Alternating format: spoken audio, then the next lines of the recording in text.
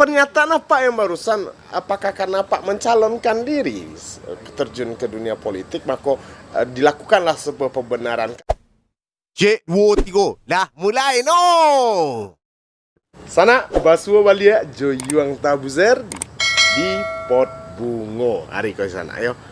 Hari ke sana, aduh. Kamu mau undang Ustadz Haji Mulyadi Muslim LCMA. Batu apa? Bacuang gelar siapa tuh, Pak? Ya. Datuk Said Marajo.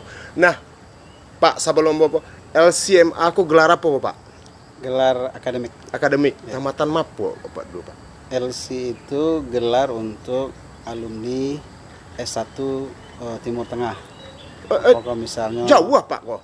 Di Timur Tengah tamatan beliau. ya misalnya tamat Mesir, Al-Azhar, Iya. tamat Sudan, Universitas Khartoum misalnya, Iya. atau Universitas Islam Madinah, Iya. atau Bin Saudi. Nah, Kalau Pak tamatan Pak? Ambo Universitas Saudi, cabang Asia Tenggara. Cabang Asia Tenggara. Alhamdulillah luar biasa tamu Ambo hari ke sana. Beliau adalah sekretaris MUI Kota Padang ya Pak ya? Ya. Dan juga beliau menjabat sebagai ketua harian Masjid Nurul Iman. Ya. Betul nggak Pak? Ya. Alhamdulillah. Sana kita akan bincang banyak masalah. Ada pertanyaan Ambo Pak. Karena Ambo mengundang seorang ulama dan sana, tentu kaitannya masih Ambo akan berbicara dengan kondisi sosial masyarakat Kota Padang. Akhir-akhir kok Ambo ada mendengar berita Pak, serpo kejadian di Lumok Minturun, di Bungui, di mana apa memperkosa anak kandung, kemudian ada mandeh melantarkan anak melantarkan mande, kemudian ada anak nama nenju mandehnya bagai. Sabatunya apa yang terjadi di masyarakat awak Pak? Mencari kondisi yang terjadi di lapangan bobrok bana rasanya moral masyarakat awak Sumatera Barat atau Kota Padang kok. Bagaimana ya Pak Pak? Ya itu harus dilihat secara komprehensif ya.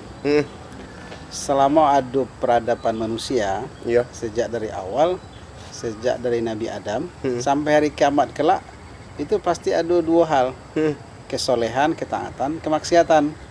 Jadi bukan kini saja, enggak. Nah, bukan kini saja. Yang tidak ada kemaksiatan itu nanti di akhirat. Ya masuk surga, tidak ada kemaksiatan lah. Yang masuk neraka menerima balasan. Tapi kalau dunia itu pasti ada. Tapi kan di Sumatera Barat terkenal dengan adat basandi sarak basandi kitabullah. Katiko iko dipegang penuh, tentu hal itu tidak terjadi Pak. Mana yang lebih luar biasa, masyarakat Sumatera Barat dengan falsafah adat basandi sarak basandi kitabullah, sarak mengato, adat memakai, yang dibandingkan dengan masa Nabi Muhammad SAW di Madinah, atau dulu di awal-awal ketika dimulai peradaban anak Nabi Adam, ada tidak kemaksiatan? Ada. Tetap ada. Sadar Nabi Muhammad sesaat itu ada, masih terjadi. Kalau gitu, misalnya tidak ada kemaksiatan, pelanggaran, kan? Tidak ada itu syariat di masa Nabi Muhammad. Hukum mencuri, hukum berbuat zina, hukum melakukan penipuan segala macam. Ada hukumnya dalam Islam. Jadi ambo ingin ngecek gitu. Jangan awak terpana lalu menyerah, patah hati. Ini Sumatera Barat mencoreng nama baik Minangkabau. Padahal falsafah kita itu kan obsesi atau keinginan bersama kita. Iya. Bagaimana masyarakat Sumatera Barat ini orang Minang berperadaban. Iya. Peradaban itu adalah peradaban yang Islami. Artinya apa? Proses yang harus kita lakukan untuk sampai ke situ gitu. Nah, kini kok dianggap luar biasa kemaksiatan kan karena ada faktor lain, itu publikasi. Dulu sudah ada juga kemaksiatan. Cuma pada masuk kini akses bisa mudah didapat orang, tak baca orang. Seolah-olah gara-gara apa? Nilai setitik rusak sebelanga. Itu sabananya ado tahu kita. Nah, tapi dengan ado seperti itu apa sebagai Pak Ustadz sebagai ulama, salah satu ulama yang cukup disegani di Sumatera Barat, dan apa malah peranan ulama jalan enggak sih gitu Jadi kok ambo arahkan ke sana jalan enggak sih arahnya kini peran ulama kok gitu Ya, orang selalu membuat stigma begitu ya. Iya Pak, pasti itu. Ada kemaksiatan, ulama di mana? Ayo, peran ulama Apa wajah. peran ulama? Ada pelanggaran, polisi mana? Kan sama kan? Itu Pak, itu. Bukan begitu. Kita ini harus mempersamai atau harus bekerja sama atau harus secara kolektif membangun peradaban. Ini bukan mengurus robot. Kalau robot dengan remote bisa. Yang kita urus ini adalah manusia. Punya keinginan untuk berbuat soleh atau taat, juga punya potensi untuk berbuat maksiat. Nah, sebagaimana firman Allah, fa'alhamaha fujuraha wa taqwaha. Ada potensi untuk berbuat jahat, berbuat maksiat, berbuat dosa. Ada juga potensi untuk taat. Inilah yang selalu ada dalam jiwa manusia kan. Nah, ketika peradaban itu terus berkembang, masing-masing kita punya peran. Ulama apa perannya? Orang tua apa perannya? Pihak aparat apa juga perannya? Sekolah apa perannya? Semua kita harus mengambil peran. Kalau mengandalkan berantas atau menghilangkan kemaksiatan dengan ulama punya keterbatasan. Ulama itu hanya memberikan arahan, memberikan penjelasan, mengajak, menuntun. Ya. Kalau ada persoalan baru yang belum ditemukan status hukumnya dalam Al-Quran, hadis atau ijtihad atau ijma' para ulama atau kias, ulama membuat fatwa untuk pedoman bagi umat. Tapi ketika ada keinginan orang untuk berbuat maksiat atau sudah terjadi kemaksiatan, ulama nggak bisa dengan mengasih ayat, taujih, hadis, nggak bisa. Ada peran lain, masyarakat. Dan paling utama itu apa? Orang tua. Keluarga. Lingkungan keluarga, betul. Nah, kalau orang tua atau keluarga tidak memberikan edukasi, bimbingan, mengontrol anak-anak, anak ulama pun juga bisa berbuat maksiat. Jadi mohon maaf ya, jadi jangan kita melihatnya hitam putih. Sesederhana itu kan tidak. Persoalan masyarakat ini kita selesaikan bersama-sama. Harus bersama dan itu saling, kalau tidak bekerja sama akhirnya tidak akan tuntas juga Pak. Tidak akan selesai juga ulama surang, tidak akan selesai juga keluarga surang dan gitu. Ada baru-baru ada temukan satu hal yang cukup mengejutkan masyarakat, Pak. Ya. Agama baru di Solo. Nah, ini menang apa tuh? Ya. Boleh nak sholat ke sini Pak? Tapi yang aku Islam. Basis sebenarnya Pak. Nah di kacamata apa? Hal itu terjadi di masyarakat awak sebagai orang Minang yang kecil orang sangat kuat agamanya dan ikut tiba-tiba ada aliran baru yang menyesatkan. Apa sih yang terjadi di masyarakat awak sebenarnya kini kok? Ya bukan agama baru ya, tapi ada kesalahpahaman dalam memahami teks, ayat atau hadis. Tapi akhirnya merebak seolah-olah itu adalah agama baru atau kepercayaan baru. Tidak gitu. Kita Majelis Ulama baru 2 hari yang lalu ya membahasnya. Ini kesalahan dalam memahami teks, ayat atau hadis oleh yang bersangkutan. Terus masyarakat sekitar, mohon maaf, karena keterbatasan ilmu agamanya ditelan mentah-mentah. Dan kebetulan orang ini punya kemampuan dalam tanda petik bisa memberikan pengobatan atau menyelesaikan persoalan seseorang lah, karena dia sakit semacam bisa mengobati begitu kan. Nah, jadi pengobatan alternatif karena dianggap ini orang ini hebat, lalu semua ucapannya seolah-olah betul. Maka diikutilah gitu. Jadi persoalannya karena mohon maaf karena kebodohan kita dalam memahami akidah yang benar. Sebetulnya yang terjadi Patang tuh di Solo itu apa sih Pak yang nyelanggarnya dari syariat agama Islam Pak? Keyakinan. Akidah. Misalnya urusan iman kepada Nabi. Nah, kemudian dalam urusan syariat berkaitan dengan masalah ibadah. Iya. Nggak perlu sholat segala macam kan, jadi lucu kan? Oh gitu. Tapi itu kan selesai masalah itu. Tidak terlalu luar biasa. Ya, dan mudah-mudahan itu nak terulang balik Pak. Mudah-mudahan. Artinya masyarakat pun harus menggali taruh ilmu agama sehingga tidak salah. Ya. Ada yang menarik ini Pak kondisinya. Bapak memandang ulama yang turun ke politik. Ambo akan buka lebih dalam dun sana Pak. Kok tapi ambo perlu penjelasan beliau dulu dun sana. Ya. Bapak pandangan apa terhadap ulama yang turun ke politik? Ya, mohon maaf ilmu ambo dalam urusan agama ini juga tidak terlalu dalam ya. Tapi 7 tahun ambo kuliah menggali ilmu dari para dosen yang secara keilmuan sangat mumpuni ya. Iya, iya. Latar belakang mereka para doktor, profesor di Timur Tengah. Ditambah juga dengan selama belajar S2 lebih kurang 2 tahun di UIN Mambanjol. Ambo sampai pada kesimpulan bahwa Islam ini adalah agama yang sempurna, agama yang komprehensif. Nah, maka kalau dia agama yang sempurna atau komprehensif, berkaitan dengan etika atau aturan berpolitik juga ada dalam Islam gitu. Oh iya. Sama seperti urusan akidah, sholat, zakat, puasa dan haji.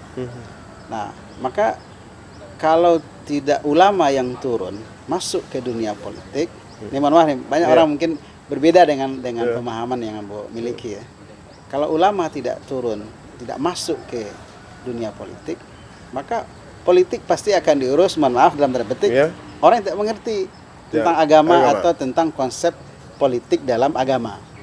Sehingga ujung-ujungnya apa? Nah, stigma selama ini, politik itu kotor, politik itu busuk, politik itu tidak ada teman abadi, sebagaimana juga tidak ada lawan abadi. Nah, padahal konsep Islam dalam politik itu adalah politik yang santun, politik yang islami, politik yang beretika gitu. Nah, Ambo kan meyakini Islam ini sempurna, komprehensif, secara kemampuan pribadi, mohon maaf, karena Ambo sejak dari SD aktif di organisasi, jadi ketua kelas, jadi ketua OSIS, kemudian juga ikut organisasi kemahasiswaan di HMI. Ambo merasa ikut peluang untuk mentransformasi teori-teori politik Islam ke tataran praktis dalam dunia demokrasi. Untuk kita hari ini ya di Indonesia, pilkada ataupun pilgub. Sana sebetulnya sebelumnya kemarin yang ada bocoran di sana baso balioko Ustadz Haji Mulyadi Muslimko salah satu kandidat atau calon wakil bupati Kabupaten 50 Kota, betul ya Pak ya? Nah, pernyataan apa yang barusan, apakah karena Pak mencalonkan diri terjun ke dunia politik, maka dilakukanlah sebuah pembenaran? Karena itu harus dijelaskan Pak, mengapa yang lah duduk sebagai posisi berperan sebagai ulama, tiba-tiba beralih kini berusaha untuk menjadi umara, betul ya Pak ya? Apakah enggak lebih baik Pak tetap berada di posisi ulama kok? Mangala harus jadi pemimpin masyarakat lah kok. Pak, coba Pak jawab kondisi kok. Ya, tadi poin satu saya sampaikan ya, Islam ini sempurna, komprehensif. Kita sudah setuju atau belum setuju dengan konsep ini? Atau poin kedua, realitas hari ini politik itu dianggap kejam, kotor, dan turunan dari kalimat itu gitu ya. Kita harus mencari solusi. Solusinya itu apa? Ya harus masuk ke situ kan. Nah, terkait dengan Ambo pribadi, Ambo tidak menonjol-nonjolkan diri atau kerusak-kerusuk mencalonkan diri, enggak. Salah satu partai di Kabupaten 50 Kota, PKS, melihat Ambo salah satu sosok calon alternatif yang bisa diharapkan memperbaiki 50 kota ke depan gitu.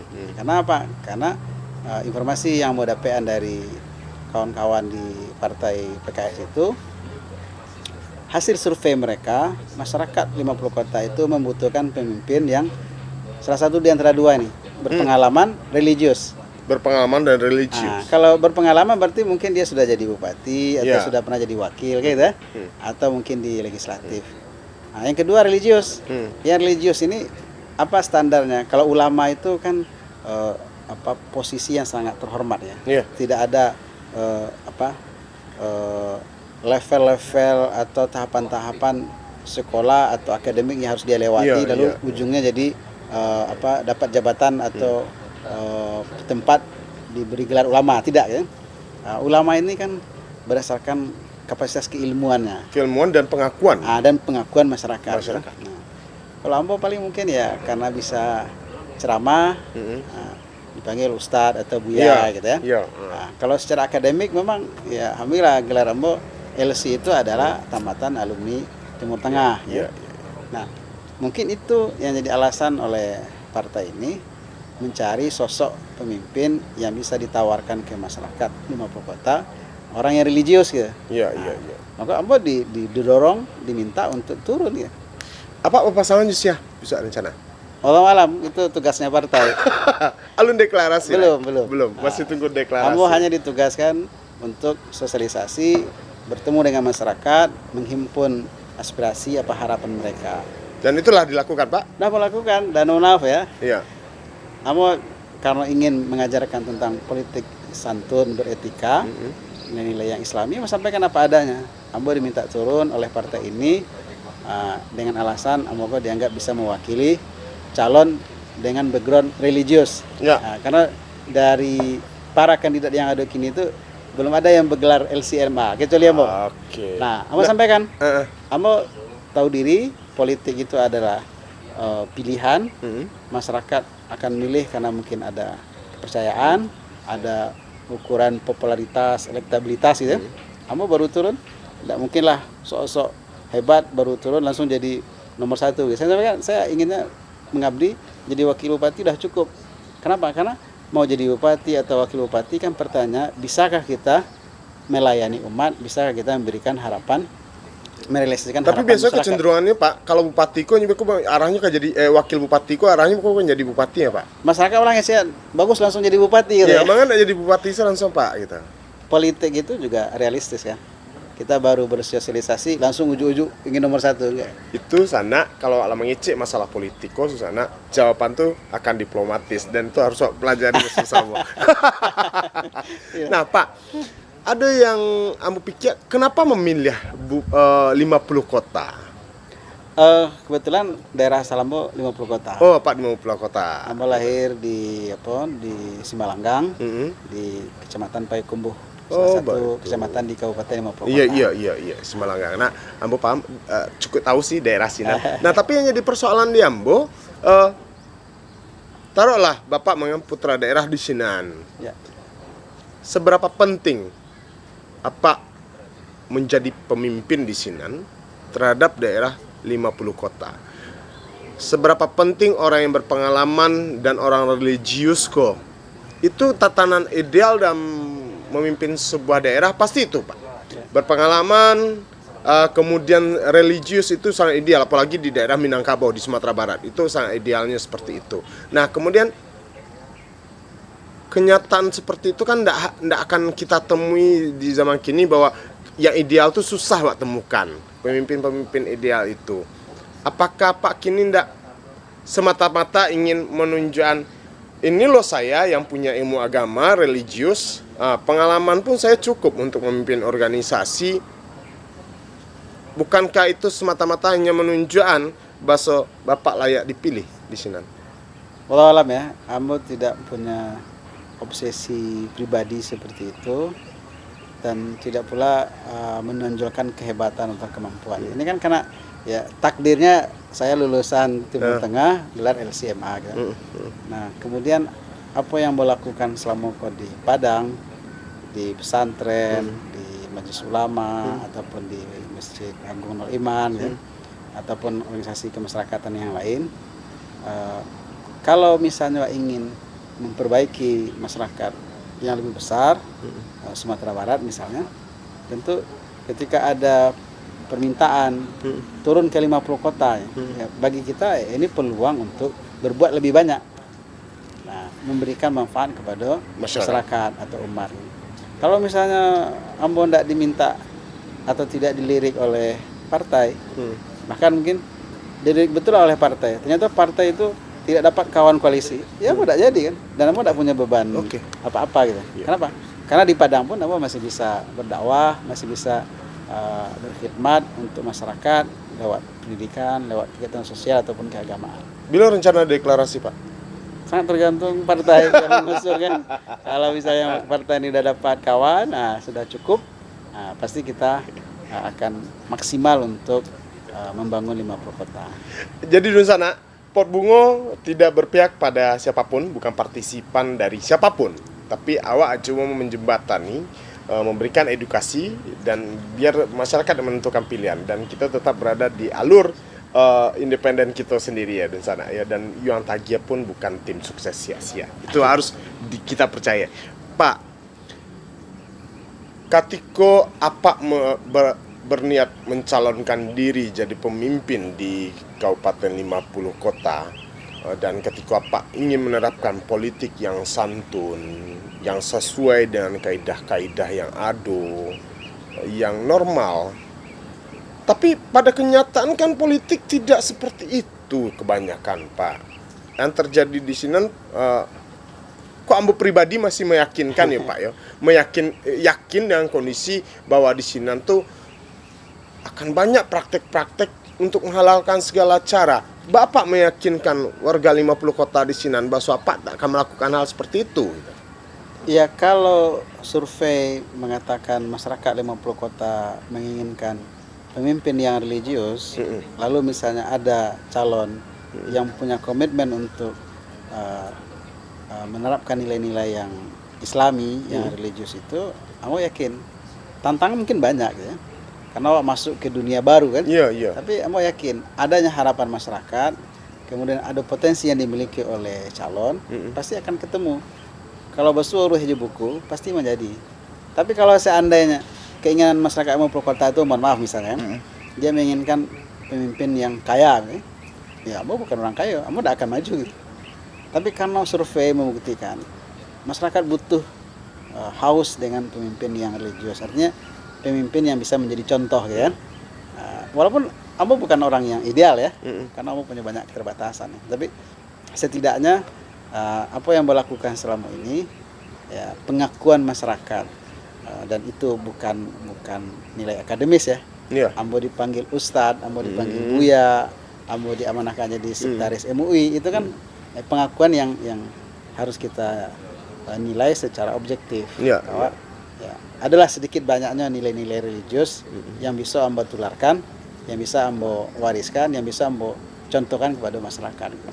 Jadi semangatnya bagi Ambo, dulu Ambo lahir di 50 kota, merantau, kemudian pulang kuliah masih juga merantau di Padang.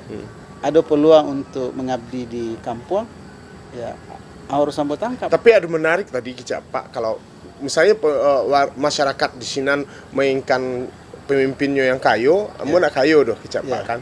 Dan itu suatu tantangan cukup baik mana ya Pak, karena seorang pemimpin yang tidak kaya itu akan susah ya Pak, karena semua kebutuhan dengan pitih Pak. Itu pertama satu. Kemudian akan muncul beko, pasti Ambo memprediksi, ndak dukun korupaan, ndak tukang ramal tapi Ambo memprediksi pasti ada sebagian masyarakat yang pro dan kontra dengan kondisi itu. Jangan sudah jadi pemimpin sih malah mencari kayonya. Bapak menanggapi? Ya, sebelum Ambo turun pun Ambo sudah berdiskusi sama keluarga besar. Itu pertanyaan pertamanya. Siap enggak dengan suasana aura politik, hiruk pikuk politik ini? Gitu? Kuat nggak mentalnya gitu? Bagus lah jadi ustadz penceramah aja, orang hormat semuanya, gitu ya. Nah, yang kedua, apa yang mau dicari? Betul nggak mau melayani masyarakat atau berdakwah lewat jalur politik? Gitu? Jangan-jangan cari kekayaan? Dia bilang, itu. Kamu kata, kamu 7 tahun dapat beasiswa dari lembaga wakaf dari Saudi itu. Jadi yang mengalir dalam jiwa pokok adalah manfaat wakaf gitu. Jadi semangatnya adalah semangat berbagi. Apa yang mau bisa bagi, yang mau bagi ilmu, mau bagi ilmu. Nah, kita boleh memilih hidup miskin atau tidak jadi orang kaya. Tapi walaupun kita miskin bisa membantu, bisa memfasilitasi, ya itulah tugas pemimpin. Tapi kan tidak menutup kemungkinan Pak, kenyataan pada hari ini kalau untuk menjadi terjun ke dunia politik kita harus punya modal besar. Bukan Bapak modal besar ya. Perlu ada biaya ya. Perlu ada biaya. Kenapa? Karena kita masih memakai pola pemilihan langsung, pilkada ataupun pilgub, lalu sosialisasi, alat peraga segala macam itu berbiaya. Lah siapa? Ya insya Allah dengan segala kelebihan dan kekurangan. Kenapa? Karena kita diminta ya. Nah, ada peluang untuk mengabdi ya. Ambo hanya mengisyaratkan pada sana. Kadang-kadang kaya itu relatif di sana. takaran kaya pun relatif. Dan ketika seseorang punya kemampuan, seperti Pak Ustadz punya kemampuan mungkin dan nyulah siap dengan biaya untuk terjun, biaya dunia politik itu beliau lah siap terjun. Bukan mengatakan bahwa beliau orang kaya, enggak. Tapi dengan cara kesederhanaan barangkali Pak Ustadz, seperti itu arahnya Pak Ustadz. Ya tadi kita ingin menerjemahkan nilai-nilai yang islami khusus dalam bab politik.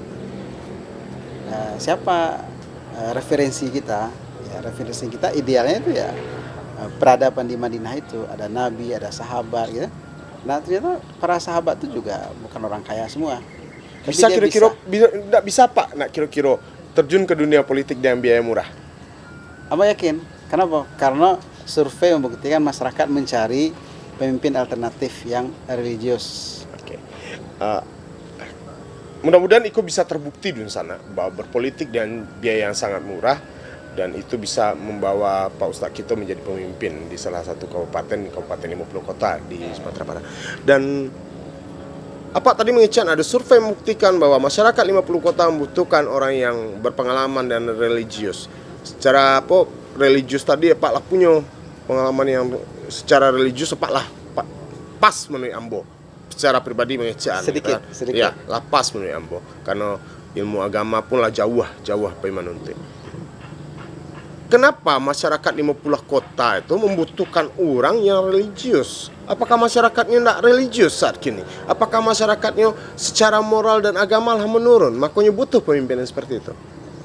Ya sebenarnya hampir sama ya kondisi masyarakat di Sumatera Barat ataupun di Indonesia. Tantangan atau persoalan peradaban ini kan masalah moral. Iya. Nah, persoalan moral ini tidak bisa selesai oleh ceramah ustadz, nggak bisa selesai oleh himbauan-himbauan. Iya. Tapi dia bisa diselesaikan dengan satu kali tanda tangan pemimpin. Nah, Kebijakan. Nah, pemimpin atau kebijakan itu hari ini memang jalurnya lewat politik, harus menjadi kepala daerah. Nah, maka bagi Ambo ketika diminta berarti ada kepercayaan, karena ada peluang, gitu. Untuk apa? Untuk memberikan manfaat lebih banyak lewat kebijakan-kebijakan sebagai kepala daerah untuk menggiring, memimpin masyarakat lebih taat beragama, lebih religius. Gitu. Kenapa? Karena masyarakat 50 kota, orang yang agamis, orang yang religius meyakini adanya akhirat.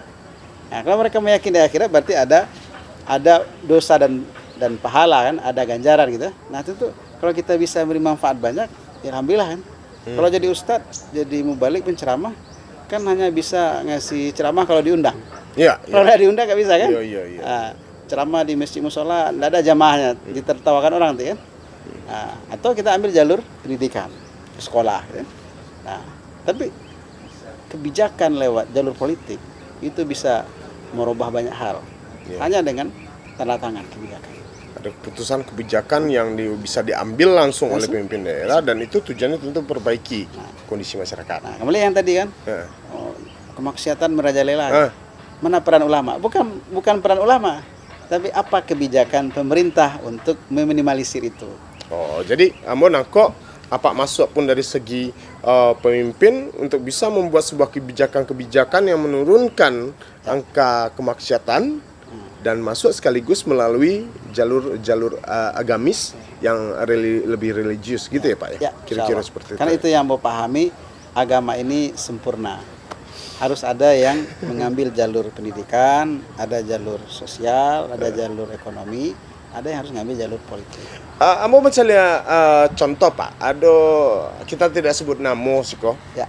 Ada ustadz yang kemudian memimpin sebuah daerah. Profesi beliau sebagai seorang ustadz yang berikan ilmu agama ke masyarakat, otomatis itu akan berkurang. Bapak menanggapi kok. Artinya yang ketakutan Ambo setelah Pak memimpin nanti, berhenti jadi ustadz. Gitu. Ya, mohon maaf ya. Jadi itu bab persepsi ya. Ya. Nah, apakah menjadi mubalik atau ustadz itu adalah profesi? Kalau bagi Ambo itu adalah kewajiban. Kalau kewajiban mau jadi guru pun, mau jadi seniman pun, mau jadi politisi pun, Ambo punya kewajiban untuk berdakwah, untuk mengajak orang lebih dekat kepada Allah, lebih taat dalam beragama. Jadi mubalik atau dakwah tadi itu harus diperluas skopnya. Tidak Kewajiban. hanya terbatas di masjid, ngaji ceramah. Tidak. Tidak seperti itu ya Pak. Jadi ada namanya mubaligh. Mubaligh itu penceramah. Penceramah. Ada namanya ustadz, guru bahasa kita. Iya. Ya. Ada namanya dai. Mm-mm. Nah, dai itu adalah orang yang mengajak, menyeru. Nah, dai ini adalah kewajiban setiap muslim. Dia hafal banyak ayat ataupun tidak, ketika dia melihat ada yang salah, dia tegur. Itu dai. Nah, tapi dalam pemahaman masyarakat masyarakat awam secara umum, nah dianggap ustadz mubaligh atau penceramah ini profesi ya. Mohon maaf kan? Ya. Ini kan korp saya nih. Iya Pak. Nah, berapa tarif honor? Nah, Tidak. itu. Kan kesannya itu negatif kan? Iya. Dan memang jadi negatif kalau dianggap ustadz mubaligh penceramah itu adalah profesi. Sama dengan dokter kan? Tapi kan ada ustadz yang menentukan tarif Pak. Ya, makanya saya katakan. Keterbatasan ilmu pemahaman agama saya, dakwah atau berdakwah itu atau menjadi dai itu adalah kewajiban. Oke. Kita dipanggil ustadz kondang kah? Ya, mubaligh hebat kah? Atau tidak dipanggil ustadz mubaligh pun nggak ada masalah. Yang penting ada peluang untuk melakukan mengajak orang lebih baik, amar ma'ruf namanya, atau mencegah orang, meminimalisir orang berbuat maksiat, itu namanya nahi mungkar. Dan itu nggak bisa selesai dengan ceramah sejam 2 jam di masjid. Oke. Pak, stay Pak. Ya. Ada menarik tadi Pak ngecean kalau ada misalnya mau balik dai penceramah tanya tarif kan. Ya. Mau tanya ke Pak, selama Pak menjadi penceramah, Pak pasang tarif enggak? Karena dulu sana beliau lulusan Timur Tengah, artinya biaya yang luar biasa lah sudah dikeluarkan untuk menempuh ilmu pendidikan di sini dengan niat dan tekad yang luar biasa tentunya. Ya. Pak pernah pasang tarif nggak Pak? Alhamdulillah sampai ini nggak ada Nggak, Pak. tarif. Malah tidak jarang juga amplopnya saya kasih lagi ke masjid, ke pengurus masjid. Oh itu amplopnya dikasih balik ya. Gitu Bukan kan? amplop isi deh ya, jangan salah paham. Amplop GCC Pak. Saya kasih. Karena Ambo diberi ruang untuk bisa berdakwah, itu sebuah kehormatan buat Ambo. Ambo bisa berbagi sedikit ilmu. Tapi masih ada enggak sih mubalik kok di yang masih memasang tarif? Nah, nampak deh Pak. Ya saya dengar ada gitu. Ada. Ya mungkin karena dia memahami menjadi penceramah itu sebuah profesi gitu ya. Nah, ada juga faktor ini. Jadi ada penceramah ketika dipahami itu sebuah profesi, akhirnya ada bayaran di balik itu. Tapi ketika memahami penceramah adalah sebuah tanggung jawab dan kewajiban sebagai umat muslim, Ya. itu akan ikhlas dak Pak. Insya Allah rezeki itu Allah yang nentukan. Mungkin di masjid atau musola itu kita nggak dapat honor, tapi lewat tangan yang lain banyak cara Allah untuk ngasih rezeki. Dan saya dalam hidup saya ada yang fenomenal, minimal 3 lah. Apa Pak? Kamu bisa naik haji gratis. Kok Naik bisa? haji gratis. Kok bisa? Bahkan setelah 3 tahun setelah itu naik haji gratis sama istri. Cerita Pak sedikit naik haji gratis kok Pak. Seperti apa Pak? Ya karena Ambo berusaha untuk ikhlas menolong, misalnya kayak di Kota Padang Ambo diminta oleh Pak Mahyeldi membantu Pemko urusan sosial, pendidikan, keagamaan gitu kan, membuatkan konsep gimana tentang pengelolaan pesantren Ramadan, wirid remaja, Iya, gitu kan. Nah, urusan keumatan yang lain gitu. Mempersiapkan itu kan enggak semuanya pakai honor. Ada Iya. yang anggarannya di Kesra, alhamdulillah ada honor transportasi. Kalau enggak ada anggaran, ya kita buat aja kan. Oh, baik. Nah, termasuklah yang paling spektakuler itu di Kota Padang tahun 2016 kita bisa membuat acara pertemuan dai internasional tingkat Asia dan Afrika. Itu tokoh-tokoh agama dunia itu yang hadir berdiskusi, melakukan kajian FGD di Kota Padang. Ambo salah satu dari tim yang memfasilitasi itu, Iya. membuatkan konsep kegiatannya. Bukan satu-satunya, saya salah satu aja gitu. Tapi ternyata ya mudah-mudahan ya, karena keikhlasan, rezeki anak soleh istilahnya gitu.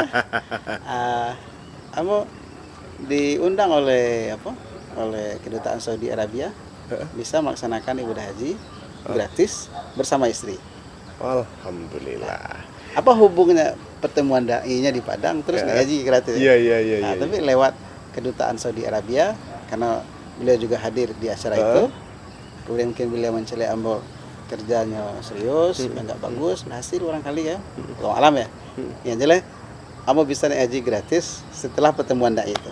Artinya sebuah kerja keras melalui proses yang panjang bagi orang di sana, proses itu tidak akan pernah mendustai hasil. Insya Allah. Benar, Pak. Kita yakin. Itu, ada 3 tadi kicap, Pak. Sebelumnya hampir sama. Ambo beraktivitas di pesantren di Arisalah, membuat terobosan, mengembangkan pesantren menjadi pesantren yang berkualitas gitu ya, sama kawan-kawan. Bukan Ambo satu-satu tidak, sama kawan-kawan. Ambo cuma salah satu gitu. Iya, iya. Nah, ada waktu itu tahun 2013-an lah ya. Ada peluang untuk jadi pembimbing haji dari Kementerian Agama. Dengan syarat umur sekian ya. Yang Ambo ingin itu umurnya harus 40 tahun ke atas ya. Umur Ambo baru 37 tahun waktu itu. Berarti kan Ambo tidak bisa kan? Iya, iya. Tapi Ambo yang menguruskan orang kau untuk berangkat, kawan Ambo kau. Gitu. Ambo kerjakan aja secara ikhlas gitu. Nah, Ambo tidak kerasa kerusuk gitu. Terus setahun setelah itu ada dosen Ambo dari Saudi ke nanya, udah pergi haji nggak? Mau kesian, jangan haji, umroh aja belum coba. Buat surat katanya. Saya buat surat. Saya ajukan 3 nama. Nama di atas yang pertama itu ketua yayasan, pembina yayasan. Nomor 2 ketua yayasan. Nomor 3 baru Ambo sekretaris yayasan. Kalau seandainya Ambo punya ambisi pribadi itu Ambo taruh di atas ya. Iyalah. Ternyata yang dipilih nomor 3. Berarti kan rezeki anak soleh kan. Betul, Pak. Nah, jadi Ambo sangat yakin janji Allah itu kalau berusaha ikhlas, banyak cara bagi Allah untuk memberikan rezekinya. Oke. Nah, yang ketiga urusan Ambo menyelesaikan S2 itu juga luar biasa. Secara jadwal itu udah habis, udah tutup ya. Peluang untuk wisuda itu tahun depan ya. Tapi Ambo yakin pertolongan Allah ya. Nah, maka yang Ambo lakukan tidak terlalu istimewa betul. Hanya sekedar dalam perjalanan tuh Ambo mau ngisi ceramah di Bukit Tinggi, ceramah sebelum Jumat. Di Malibuan naik pengamen. Iya. Seumur-umur Ambo biasa ndak ada bagi-bagi pengamen kan. Benar lah lancak lagu mau ndak bagi ada gitu. Iya. Karena Ambo punya mako mungkin orang kok ndak ada kerajo atau hanya mengganggu gitu ya.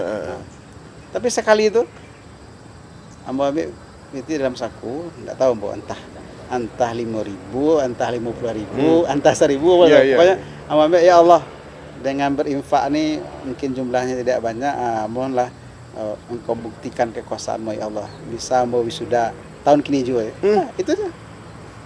Akhirnya wisuda tahun ini. Ambo sampai di Bukit Tinggi, Ambo matikan HP karena ngisi ceramah, selesai ceramah lupa median HP, sehingga setelah khutbah Jumat selesai sholat Jumat lah makan baru Ambo hidup HP. Ternyata lah ada yang menelpon berulang-ulang menyuruh memasukkan berkas beliau ke pasca. Oh, betul. Saya tidak mungkin lah Pak dosen ya kan. Ambo di Bukit Tinggi, Pak Lo mengajar dari Bukit Tinggi sampai ke pasca, pasti ujuannya sore ya Bang. Ayolah coba aja lah besok pagi ya. Pasrah juga dosen pembimbing nih ya. Tapi ternyata besok paginya mantap itu lah jam 9, jam 10 bisa diterima. Alhamdulillah. Padahal sebelumnya dah dihambat, dah ditutup ya. Akhirnya bisa. Bisa. Jadi kuncinya dun sana dari 3 yang disampaikan Pak Ustadz tadi, Ambo mengambil kesimpulan apapun yang kita kerjakan dengan keikhlasan, itu pasti akan mendapatkan imbalan yang luar biasa dan itu menjadi hal yang bisa menyentuh perasaan wak suran dan memahami suran. Seperti Pak Ustadz tadi, beliau sempat berpikir pengamen kok akan mengganggu, ternyata sebuah berkah dan itu seorang Ustadz pun mau belajar dengan pengalamannya sehari-hari. Betul kan Pak? Ambo banyak kekurangan, banyak keterbatasan. Betul. Belajar di lapangan ternyata luar biasa. Seandainya apa enggak tapi lah bisa. Doa Ambo sebulan yang lalu ketika diminta turun, bertemu dengan tokoh masyarakat, bertemu dengan orang yang memberikan respon positif ataupun negatif, satu aja, mohon Ambo didoakan yang terbaik. Apakah yang terbaik itu nanti Ambo menjadi calon bupati atau wakil bupati lalu menang, alhamdulillah. ataupun tidak jadi dicalonkan, Mm-mm. berarti yang terbaik itu adalah ambo tidak jadi calon bupati atau wakil bupati. Yang jelas ambo ketikalah disuruh turun, ambo yakin ikhtiar harus maksimal. Baik. Semua potensi harus kita kerahkan untuk merealisasikan apa yang menjadi keinginan atau harapan kita. Tapi Pak lah siap kan memimpin Kabupaten 50 kota? Jawaban ambo sama, insya Allah dengan segala kekurangan dan kelebihan, ambo ingin mengabdi lebih besar. Ketika ada peluang, ambo akan ambil. Oke. Ya, mungkin ada yang Pak sampaikan ke sanak kita sadonya.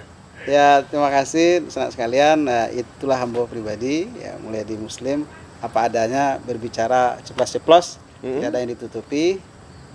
Karena ambo backgroundnya agama, orang syar'i, dengan segala keterbatasan, ambo memahami Islam ini sempurna, maka berbicara tentang politik Islam itu adalah politik yang santun, tidak kersak kerusuk, tidak ada tipu daya, tidak ada juga menyakiti atau menzalimi orang lain. Kenapa gunanya? Menyakiti orang lain, menzalimi orang lain, kersak kerusuk, tipu daya, kemaksiatan, ya resikonya akhirat. Ya. Oke. Cukup Pak. Terima kasih. Lah sana suatu pengalaman yang luar biasa. Ada banyak ilmu agama yang bisa yang serap dari pembicaraan kita dan mudah-mudahan sana pun bisa mendapatkan hal itu. Dan lepas dari persoalan Bapak Muslim, Pak Mulyadi Muslim mau terjun ke dunia politik, tidak ada maksud yang disiko untuk kampanye atau partisipan bagi siapapun disiko, tapi yang akan menghadirkan orang-orang yang bisa menginspirasi, motivasi kita sadonya. Dan Pak Mulyadi Muslim adalah salah seorang yang pikir mampu memberikan inspirasi untuk kita sadonya. Nah, di sana Pak Haji Mulyadi Muslim LCMA Datuk Said Marajo lah masuk di Pot Bungo. Kita doakan karir beliau selalu sukses tarui. Mudah-mudahan apa yang diciptakan beliau tercapai. Dan tentu sadunya atas izin Allah, Pak. Insyaallah.